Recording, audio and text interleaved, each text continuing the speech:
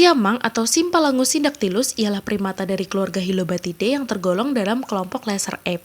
Klasifikasinya yaitu Kingdom Animalia, Phylum Chordata, kelas Mammalia, Ordo Primata, famili Hylobatidae, genus Symphalangus dan spesies Symphalangus syndactylus. Siamang bersifat diurnal, arboreal, dan memiliki perilaku teritorial yang kuat. Secara morfologis, ia dicirikan oleh tubuh besar tanpa ekor, bulu hitam pekat, lengan yang sangat panjang, serta kantung suara yang menonjol. Siamang menghuni berbagai tipe hutan tropis, dari hutan dataran rendah, hutan primer, hingga area pegunungan di atas 3.800 mdpl. Sebaran alaminya meliputi Asia Tenggara, terutama Pulau Sumatera di Indonesia, semenanjung Malaysia, dan sebagian wilayah Thailand. Mereka hidup dalam kelompok kecil monogami yang terdiri dari pasangan jantan betina serta anak-anaknya. Duet vokal antar pasangan ialah bagian penting dari sistem sosial siamang yang berfungsi untuk memperkuat ikatan dan mempertahankan wilayah mereka. Dalam ekosistem, siamang sendiri memainkan peran sebagai penyebar biji yang membantu regenerasi hutan, serta menjadi indikator kesehatan ekosistem karena sifatnya yang sensitif terhadap gangguan habitat. Sayangnya, populasi siamang mengalami penurunan akibat deforestasi, alih fungsi lahan, serta perburuan ilegal. Berdasarkan IUCN, siamang dikategorikan sebagai spesies endangered atau terancam punah. Di tingkat nasional, spesies ini dilindungi Peraturan Pemerintah Republik Indonesia Nomor 7 Tahun 1999. Siamang juga masuk dalam Appendix 1 CITES yang artinya dilarang untuk diperdagangkan secara internasional kecuali untuk tujuan non-komersial seperti penelitian. Scansorial mengacu pada adaptasi morfologi dan juga perilaku yang memungkinkan hewan untuk memanjat dengan mahir. Hewan scansorial biasanya hidup secara arboreal, namun siamang merupakan hewan arboreal yang mana penekanan adaptasinya lebih mengarah pada gaya hidup yang sangat terspesialisasi untuk brakiasi. Brakiasi merupakan bentuk lokomosi arboreal di mana hewan bergerak dengan berayun dari satu pegangan ke pegangan berikutnya menggunakan lengan mereka. Lengan yang panjang menghasilkan busur ayunan yang lebih besar. Hal ini memungkinkan perpindahan horizontal yang lebih jauh dan juga cepat, sehingga meningkatkan efisiensi dalam lokomosi. Siamang memiliki lengan yang secara signifikan lebih panjang daripada kaki. Proporsi tubuh ini memungkinkan siamang meraih dahan yang lebih jauh tanpa harus melompat atau menggunakan kaki sebagai tumpuan utama. Hal ini memfasilitasi pergerakan kontinu melalui kanopi yang dilalui oleh siamang. Tangan siamang memiliki jari-jari yang panjang dan kuat, terutama jari-jari selain ibu jarinya. Panjang jari-jari ini memungkinkan siamang untuk membentuk kait yang kuat di sekitar dahan.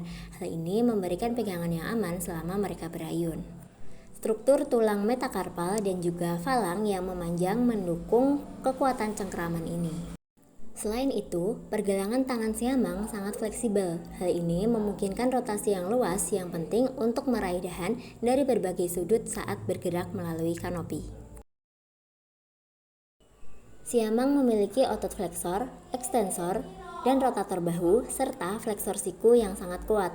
Otot-otot utama yang berperan dalam menghasilkan daya angkat dan juga propulsi selama berayun termasuk latissimus dorsi yang menarik lengan ke bawah dan juga ke belakang, serta pectoralis major yang membantu dalam aduksi dan juga fleksi lengan. Otot-otot fleksor dan juga ekstensor pada lengan bawah seperti bicep brasi dan juga tricep brasi penting untuk mengontrol pegangan dan juga ekstensi lengan saat meraih dahan berikutnya.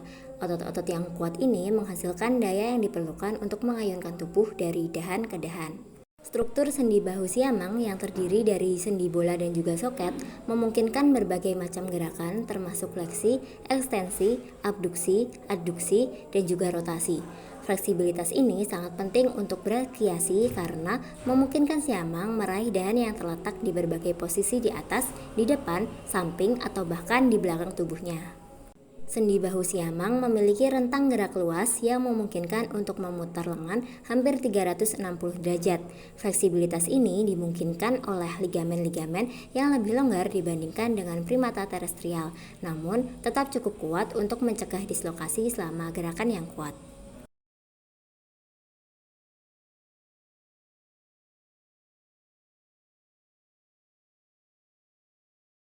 Siamang juga memiliki ciri khas yang cukup unik loh. Kira-kira kalian tahu nggak itu apa? Yaps, benar sekali, duel vokal atau vokal yang cukup luar biasa yang berasal dari kantung kular di lehernya, yang merupakan ciri khas dari siamang dalam komunikasi sosial. Suara seperti bom, burst, hingga ulu latin scream digunakan untuk menandai wilayah, memperkuat ikatan pasangan, dan mencegah masuknya individu asing.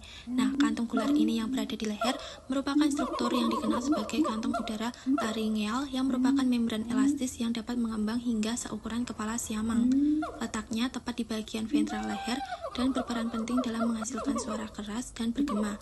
Saat siamang bersuara, udara dari paru-paru diarahkan ke kantung ini, yang membuatnya mengembang dan memperkuat suara hingga melebihi 120 desibel. Secara anatomi, kantung ini terhubung langsung dengan saluran vokal, yang berfungsi sebagai resonator yang memperkuat frekuensi rendah dan menciptakan ilusi tubuh yang lebih besar bagi pendengar. Lalu gimana sih pola makan dari siamang itu sendiri? Siamang adalah frugivora. Mereka mengandalkan buah-buahan seperti pisang, pepaya, dan salak sebagai sumber energi utama.